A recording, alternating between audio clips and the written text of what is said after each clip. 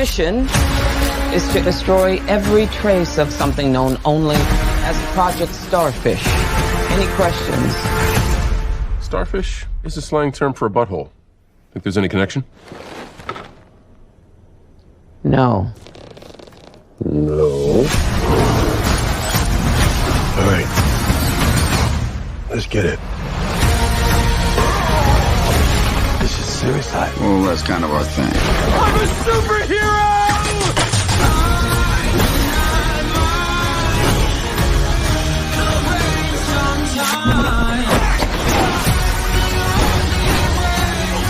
Where's my dad?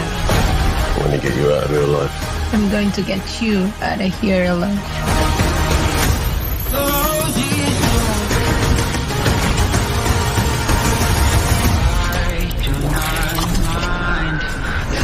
Aloha. This is Trinidad the Island Man, your Island Man, coming to you live once again from beautiful Hawaii here on the island of Oahu, bringing you, yes you, the best movie reviews on the entire island of Oahu. And yes, this is Trinidad the Island Man, your Island Man.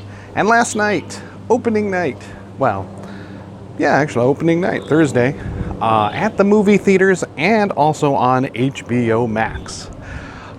For free, as long as you were an HBO Max subscriber, you could watch James Gunn's new movie, the director of, Guardians of the Galaxy, of many, many other movies. He did the new DC movie, the sequel to Suicide Squad, called The Suicide Squad. So, The Suicide Squad by James Gunn. And without further ado, remember our rating scale, shock a thumbs up. It's good to see, I recommend it. Shock a thumbs down. It's junk, I don't recommend it. And, well, the new James Gunn DC movie, The Suicide Squad, it is a shock a thumbs up. Let me tell you, I was one of the guys, I'm a fan of James Gunn's work on Suicide Squad 1 and 2. I look forward to 3 coming out. I've enjoyed some of his old trauma movies, in fact. Those B movies at best. Some would say C or D. The Suicide Squad is, gosh, I would have to say it is the best DC movie of all time so far. And look, hey, come at me, bro. I know, Zack Snyder's The Justice League did that movie much, much better credit than Josh Whedon's did. But, look what it took to get us back on track with Zack Snyder. On this one, James Gunn, right from the get-go, had carte blanche to do what he wanted, how he wanted to do it, and he did it. And he pulled this off so successfully that, I didn't love the first Suicide Squad, but it was watchable. It had a weak villain, in the end. Some of the characters didn't make a lot of sense. Especially, they got that trailer company to put together the film. Just crazy ass stuff for that movie. None of it benefited the film. And in this one, James Gunn, he has a vision and he follows that vision to the end. Not only does he have a vision, but he has experience with these characters. He's a lover of comics, of geek and nerd culture.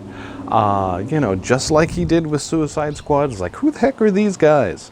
For Guardians of the Galaxy. And I never heard of them. Who are they? It's like, I had my doubts about that kind of movie. It's like, because I never read the Guardians of the Galaxy comics. I still don't read the comics because it's not really like the, the movie. And, but this one, and so he does the same thing for the Suicide Squad for DC. And again, like I said, it is a strong shock, a thumbs up. You can't go wrong with this movie. It is a lot of laughs. I watched it at home on HBO Max. It opened up at theaters.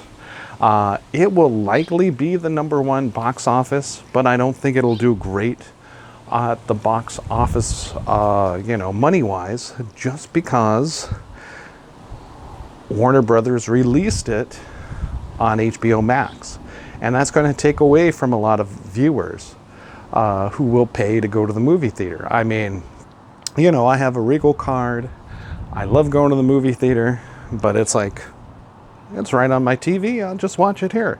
And then I can watch it again and again, because that's exactly what I'm going to do, because it's so funny and it's so hilarious and so action-packed.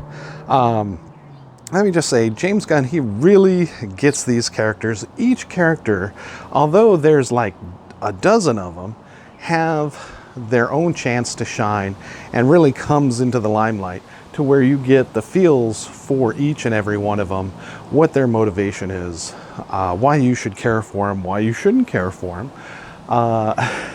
Exactly. For this movie and for this film and their objectives. Now, this stars a whole host of great actors and actresses, namely of which Idris Elba comes in playing Deadsport, basically the Deadshot, wannabe, essentially. John Cena, he comes in as Peacemaker. Margot Robbie returns as Harley Quinn. And newcomer Daniela Melchior, who I hadn't seen in anything before, really does an excellent job as the new rat catcher, who can, as the name says, well, not only catches rats, but can control these rats, kind of a mind control on rats, animal control. Wow. This movie was so much fun. It was such a blast. And like I said, so much action right from the get-go. As soon as the characters are introduced basically by their actions, going straight into a mission, and all heck breaks loose from there. Now, the only bad things, well, I don't think they're bad because, it didn't bother me. There's a lot of blood in this movie and there's a lot of cussing. So bad language. So unfortunately, it is a rated R movie, so you shouldn't take your kids to it. But if they love comic books and they've watched all of the, Zack Snyder shows, yeah, you can pretty much take them to this. You might want to cover their ears with some earmuffs every once in a while, but that's pretty much it. Your kid, if you know what they like.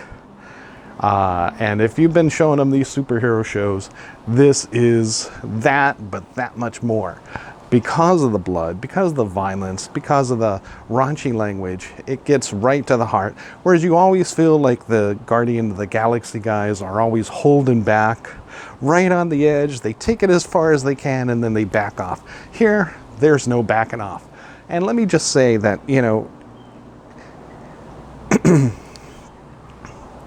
James Gunn really understands these characters. I didn't really know much about Bloodsport, but they make him such a caring and emotional backstory that he cares for his daughter, and that's how he gets roped into the Suicide Squad by Amanda Waller, who has never sounded better in any version, except maybe the cartoon or the TV show, or a cartoon or the... let me see, the comic, I guess, maybe. But I mean, the CW did all of this before. They were setting up their own Suicide Squad. Their Amanda Waller was an excellent Amanda Waller, really bloodthirsty, and it showed. And this one in this movie is so much more, and she's allowed to basically be as evil and crazy as ever. Her foul mouth, she goes on like a whole 2-minute tirade, and it's like, yeah, that's, and you buy it for every second because that's what the character would do. That's who this character is. And not to mention Margot Robbie's Harley Quinn, not since the cartoon on the DC, on the DC cartoon, HBO Max now, has Harley Quinn been better. It totally erases that crap of her last movie, and she is back on the Suicide Squad and does an amazing job. She has an action scene all to herself, a wonderful, poignant backstory, and it kind of references and puts full closure on Birds of Prey and the first Suicide Squad, and her, and any potential going forward should definitely be handled like James Gunn handles Harley Quinn here in this movie. Wow, let me just say, it goes there. Now, James Gunn, he's been said to be, do a little bit of questionable things on Twitter and whatnot. Some of his jokes are a little too raunchy, and that got him into trouble with Marvel, and that's how he found his way over to DC before being courted back by Marvel to go back. And he chose to do this Suicide Squad movie, and it was an excellent, excellent choice. I can't give it, any higher praise than the shock of thumbs up. If you're a comic book fan, if you're a fan of action comedies, and don't mind bloodshed or bad language, definitely this is a must-see. A must-see, whether at the movie theaters or at home on HBO Max. And definitely you'll want to check this out. Maybe even buy it on Blu-ray, DVD when it comes out, just to get all the special features. Because I'd want to hear what the cast were joking about, laugh a minute on this thing, because it looks like so much fun with everybody involved in the making of this movie. You've seen the plot. You know about the Suicide Squad. They're sent for impossible missions.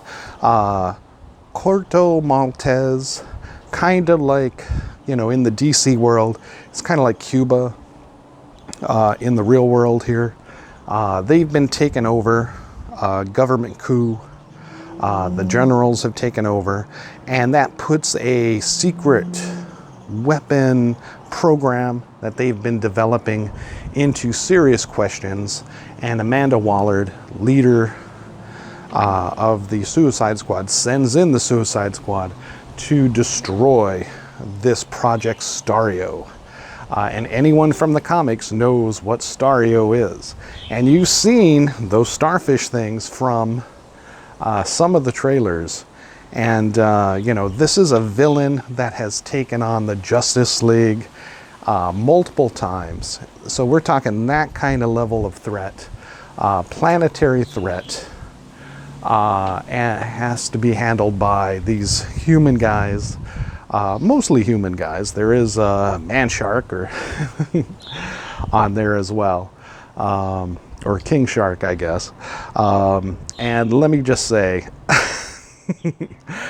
it's quite a feat for them to do so, and the way that they, spoilers, save the day in the end is very, very believable as far as the scope of these characters go. There is one little flaw. I think Polka Dot Man, who is, I didn't know him from the comics, but James Gunn brought him in. He is so powerful. Honestly, he could have taken out and handled this threat himself if he had been more focused. And I was thinking right away, it's like, well, heck, Polka Dot Man can just take care of this guy.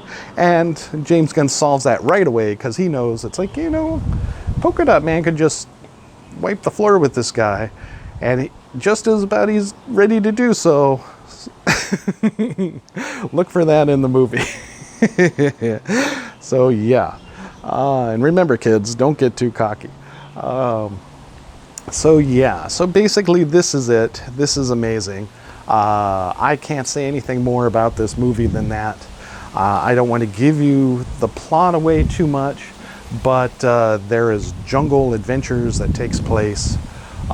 People, Think of the Predator. There's a perfect Predator scene in this where these guys, the Suicide Squad, goes up against these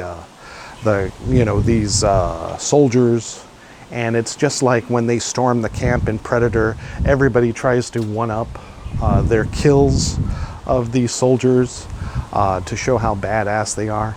And just like in Predator, it ends pretty much about the same way. And then there's a little twist.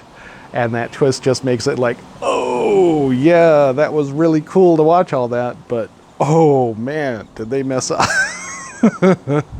And that's just part of the laughs in this movie. And that's not even like one of the serious, big joking lines or anything that are all throughout this movie. It's a good thing I watched this at home, because I was bursting out laughing left and right. I would have been very, very rude in the movie theater with my fellow patrons if I had seen it there. And because I was just laughing all of the way through. It was so crazy. Well, again, that's about all I can say from it. Whatever you can do, HBO Max or movie theater, go ahead and check this out. Like I said, it'll probably be, I think this will definitely beat out The Rock's Jungle Cruise. Jungle Cruise will stay number 2. The Suicide Squad will become the #1 movie for this weekend. Probably making Black Widow numbers at best, but because the HBO Max, I think overall that'll be a low-ended box office, where this probably had the potential to become a $100 million movie if it hadn't been for COVID and the streaming services doing what they're doing now.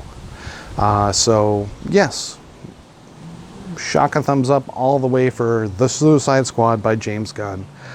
Do yourself a favor, get yourself a laugh on for the weekend, and go ahead and go see it. All right, thank you so much. This is Trinidad, the Island Man, your Island Man, giving The Suicide Squad, again, a shock and thumbs up all the way. Mahalo and aloha.